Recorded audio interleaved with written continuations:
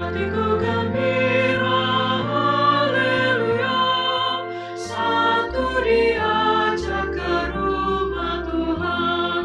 Sekarang ku berdiri, haleluya, di pintu gerbangmu Yerusalem.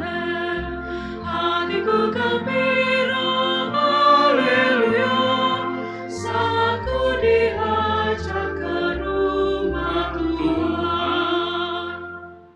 Dalam nama Bapa dan Putra dan Roh Kudus, amin. Tuhan bersamamu.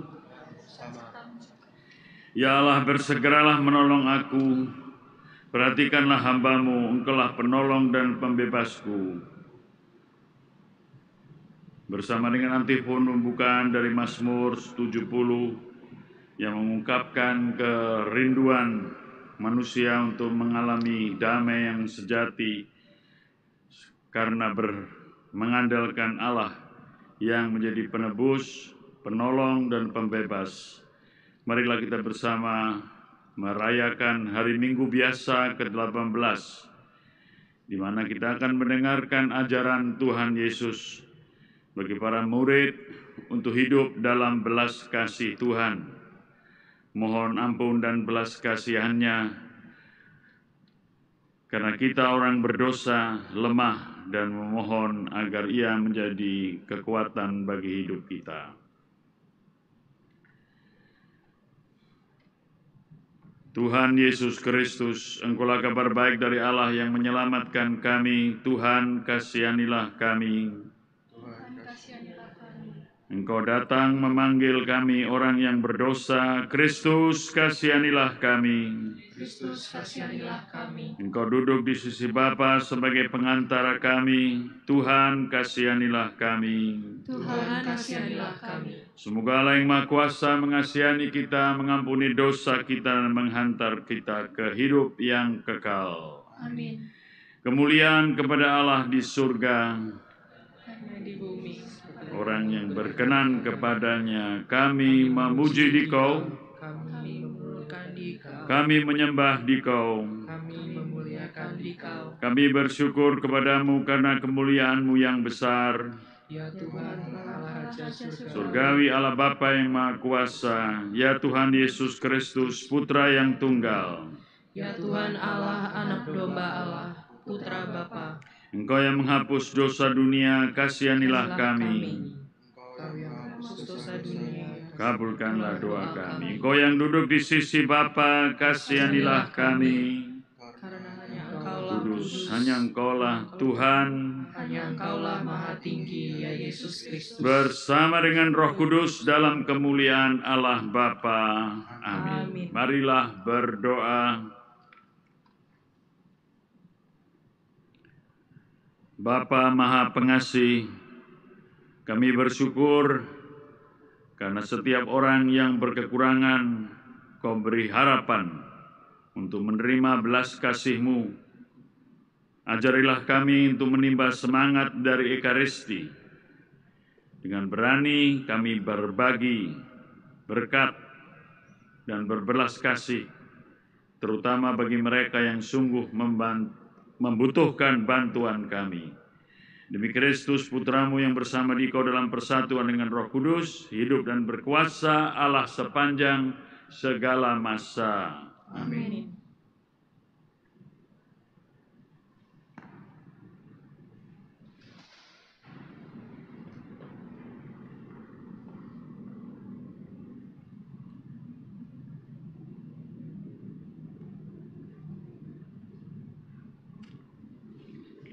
Bacaan dari kitab Yesaya. Beginilah firman Tuhan. Hai kamu semua yang haus, marilah dan minumlah. Dan kamu yang tidak mempunyai uang, marilah, terimalah gandum tanpa uang pembeli dan makanlah. Minumlah anggur dan susu tanpa bayar. Mengapa kamu belanjakan uang untuk sesuatu yang bukan roti? Dan mengapa upah jerih payahmu kau belanjakan untuk sesuatu yang tidak mengenyangkan? Dengarkanlah aku, maka kamu akan mendapat makanan yang baik, dan kamu akan menikmati sajian yang paling lezat. Sendengkanlah telingamu dan datanglah kepadaku. Dengarkanlah, maka kamu akan hidup. Aku hendak mengikat perjanjian abadi dengan kamu, menurut kasih setia yang teguh yang kujanjikan kepada Daud. Demikianlah sabda Tuhan.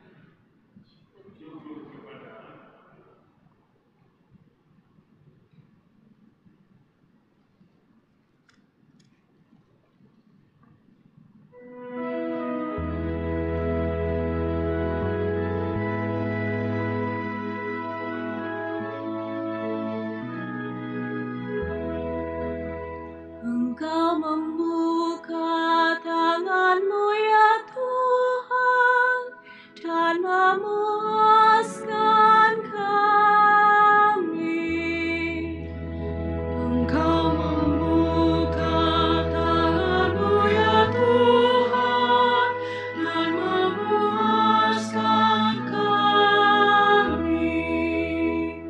Tuhan itu pengasih dan penyayang, panjang sabar dan besar kasih setianya. Tuhan itu baik kepada semua orang, penuh rahmat terhadap segala yang dijadikannya. Engkau membuka tangan-Mu ya Tuhan, dan memuaskan kami. Mata sekalian orang menanti-nantikan Engkau, dan Engkau pun memberi mereka makanan pada waktunya. Engkau membuka tangan-Mu dan berkenan mengenyangkan segala yang hidup. Engkau membuka tangan-Mu ya Tuhan, dan memuaskan kami.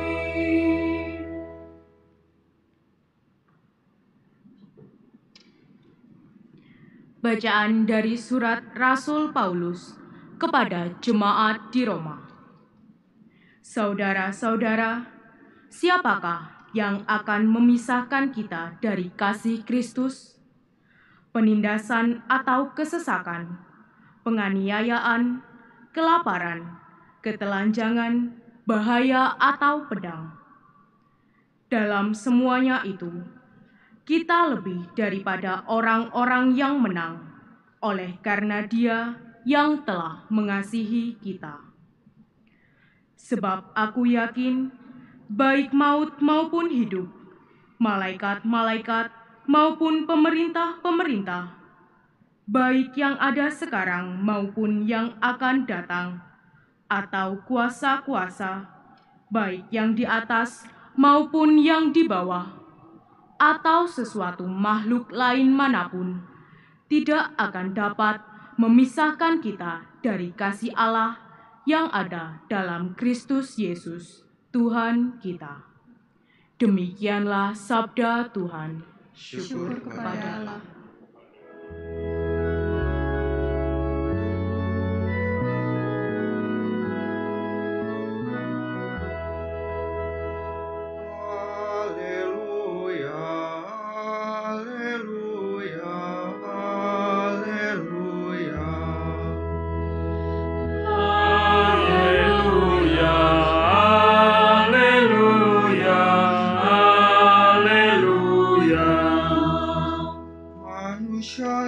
Bukan saja dari roti, melainkan juga dari setiap firman yang keluar dari mulut Allah.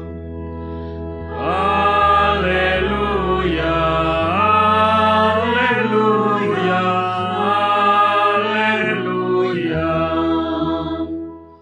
Tuhan bersamamu Dan bersamamu Inilah Injil Yesus Kristus menurut Matius. Dimuliakanlah Tuhan. Sekali peristiwa setelah mendengar berita pembunuhan Yohanes Pembaptis, menyingkirlah Yesus dengan naik perahu.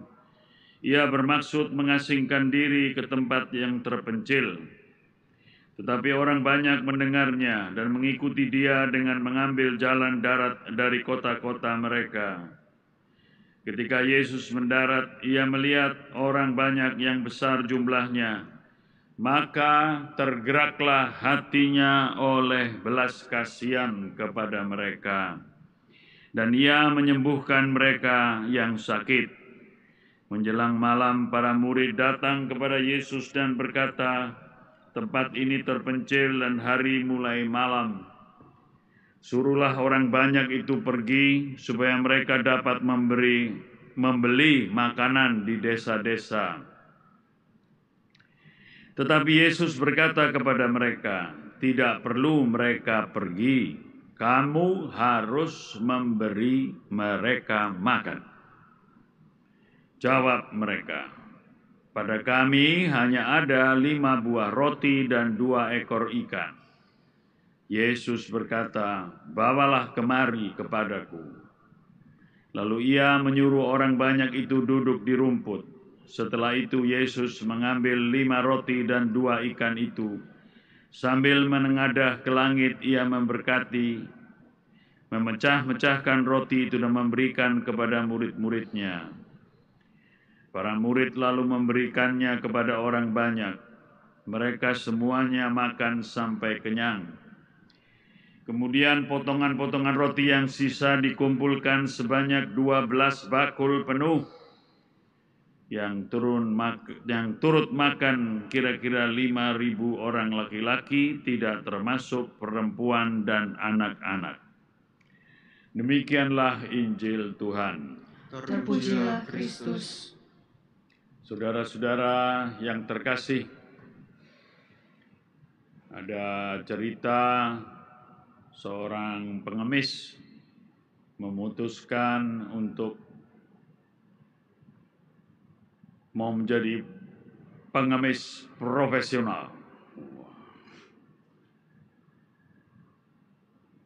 Menjadi pengemis profesional itu ya dia harus mengemis di tempat-tempat yang banyak orang berbelas kasih, memberi uang,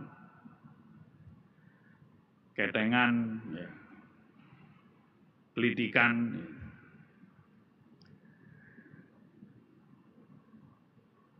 Setelah sekian lama menjalankan profesi sebagai pengemis itu, dengan hasil yang lumayan, melimpah kadang-kadang. Ya. Lalu anak istrinya mulai mengeluh karena rupanya pembagian hasil mengemis secara profesional itu tidak adil. Dia sendiri mengambil bagian yang besar, yang sisa-sisa diberikan kepada anak dan istrinya. Anak dan istrinya tetap protes, bagaimana? Kita tentukan saja bagaimana caranya kita berbagi. Kita memang hidup dari belas kasihan Tuhan dan belas kasihan orang-orang. Pengemis itu profesional, jadi dia lalu, mari kita tentukan uang hasil pengemis ke pengemisan itu, kumpulkan, lalu dia membuat lingkaran di lantai. Lalu dia, oke, kita tentukan cara ini saja. Kita hidup dari belas kasihan Tuhan dan belas kasihan orang, jadi ya, mari kita percaya kepada Tuhan yang akan menentukan. Maka uang itu, recehan itu dilempar ke atas Ruyur gitu, klitik. Ini yang di dalam lingkaran ini bagianku. Yang di luar lingkaran itu bagian anak dan istri. Ya yang jelas, yang banyak yang jatuh, ya mesti yang bagian dia. Saudara-saudara, ini hanya cerita bohong-bohongan aja. Saudara-saudara, dalam masa di mana kita kepepet, kita terdesak, kita terus mikir bagaimana. Saya memang mengatakan kita hidup dari belas kasihan Tuhan dan belas kasihan banyak orang, tetapi belas kasihan kepada diriku. Aku bagaimana? Yang penting aku sekarang. Cinta pada diri sendiri itu memang lebih besar dalam situasi krisis, dalam krisis terancam maupun dalam krisis terdesak. Kita dalam masa pandemik COVID-19 ini, ya dia dites sejauh mana kita hidup hanya terus pikir bagaimana saya. Jangan-jangan saya nanti tertular corona, lalu ya bisa mati sekarang ini. Pikir bagaimana saya bisa hidup, dan bukan hanya bisa hidup, survive, bertahan, dan terus intinya adalah ego sentris. Bagaimana saya dan saya. Bacaan dari Injil diambil dari bagian sejak Injil Matius bab 7 sampai bab 19 itu bicara mengenai pengajaran Yesus bagi para murid-muridnya. Kalau kamu mau menjadi muridku, ingat ya, jangan pikir terus mengenai diri sendiri. Kamu harus hidup dari belas kasihan Allah dan merasa sungguh kalau masih ada kesempatan hidup dan diberi waktumu atau hidupmu harus disadari itu karena belas kasih Allah.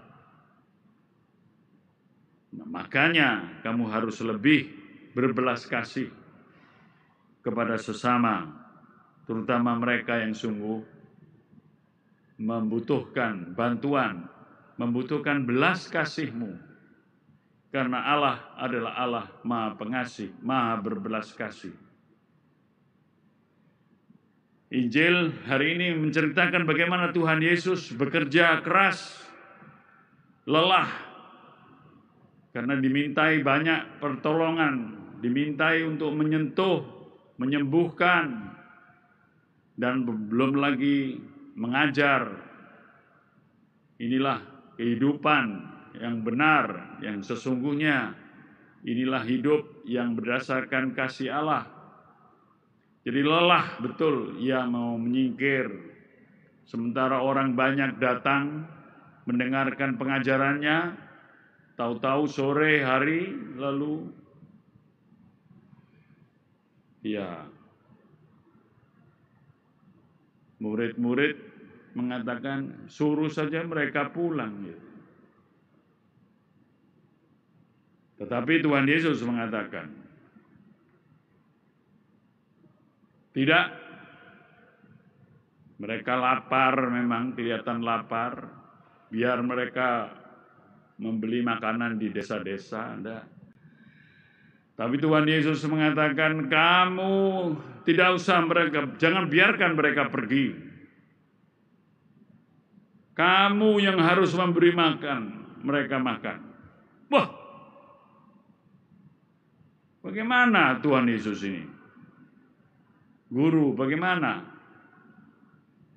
Bagaimana kami harus memberi mereka makan? Yang ada pada kami adalah 5 roti dan 2 ekor ikan.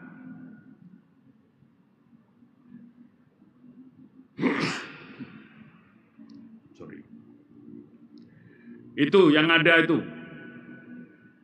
5 roti dan 2 ikan itu berikan.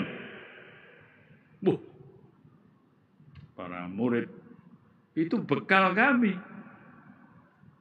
Serahkan. Ya. Lihat bagaimana para murid dites. Kamu jangan hanya pikir mengenai kamu sendiri supaya kamu kenyang dan warak. Ya, tidak. Kalau kamu mau menjadi muridku, hendaklah kamu lupa pada diri sendiri. Yang penting bagaimana saya bisa menyatakan belas kasih Allah kepada mereka yang sungguh membutuhkan. Saudara-saudara, di zaman di mana kita semakin lama semakin egosentris. Bagaimana saya? Bagaimana saya? Yang penting saya. Kita diminta oleh Tuhan sendiri. Bagaimana kamu bisa menjadi pewarta belas kasih Allah dengan berani menyerahkan diri apa yang kamu punya. Kalau bisa, kamu bisa berbelas kasih kepada sesama yang sungguh membutuhkan. Lihat hasilnya, makanan cukup untuk 5.000 orang, laki-laki tidak termasuk, perempuan dan anak-anak. Jangan mengatakan, wah 5.000 itu banyak ya. Itu banyak orang lah pokoknya itu. Dan makan semua makan sampai kenyang. Malah ada sisa 12 bakul penuh. Ini adalah mukjizat yang disebut mukjizat hidup sosial. Hidup sosial ialah mari kita bersama-sama. Ada yang punya, ada yang tidak punya, ada yang kaya, ada yang miskin. Tapi kalau setiap orang memikir tentang dirinya sendiri, bagaimana saya? Bagaimana saya? Padahal mereka hidup dalam kelimpahan. Ya, tidak cukup hidup di dunia ini. Orang miskin, orang yang sungguh membutuhkan, orang sakit terutama, ya itu akan dianggap menjadi yang merepotkan hidup ini. Tidak, mereka adalah sama-sama kita sebagai satu saudara yang membuat kita sendiri yang merasa punya dites apakah kita mempunyai belas kasih Allah kepada mereka yang sungguh membutuhkan bantuan dan pertolongan kita. Marilah kita hidup dari belas kasih Allah. Bukan untuk diri kita sendiri terutama. Tuhan, bagaimana saya dalam pandemik COVID-19 ini, bagaimana saya? Bagaimana saya bisa bertahan? Sehingga lupa bagaimana kita mempunyai kewajiban untuk berbagi dalam hidup ini. Menyatakan lebih belas kasih Allah. Dan itu adalah tes setiap kali, setiap saat. Bukan berpikir mengenai memberikan bantuan sosial atau membuat bakti sosial, sembako dibagi-bagi lalu diberikan kepada mereka. Tidak. Kadang-kadang panggilan itu, tes itu sungguh konkret dan nyata. Belas kasih membuat Allah memungkinkan kita untuk berpikir langsung aksi.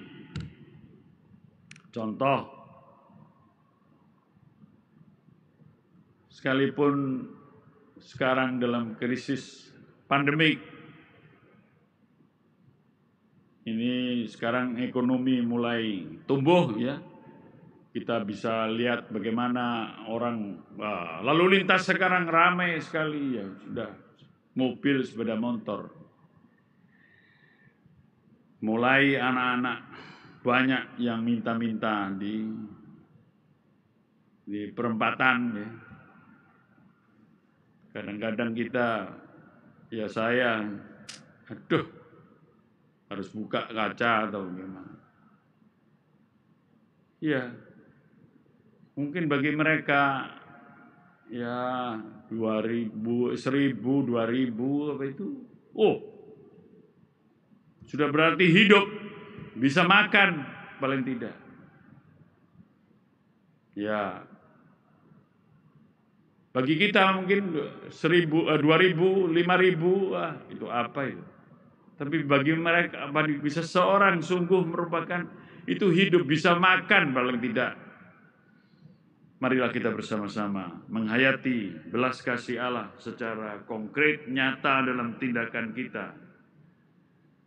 Banyak orang melihat ada meme, gambar saya mengatakan, jangan karena ada alasan pandemik ini dengan social distancing atau physical distancing, kita memakai alasan itu untuk tidak melayani. Itu pesan saya kepada para imam, kepada romo-romo. Tidak, itu bisa diteruskan ya. Jangan karena ada alasan pandemik, ada social distancing atau physical distancing, kita tidak mau repot untuk direpoti oleh orang yang membutuhkan bantuan kita. Allah berbelas kasih kepada setiap orang yang memberikan dirinya dengan tulus ikhlas, karena Ia adalah Allah Maha Pengasih.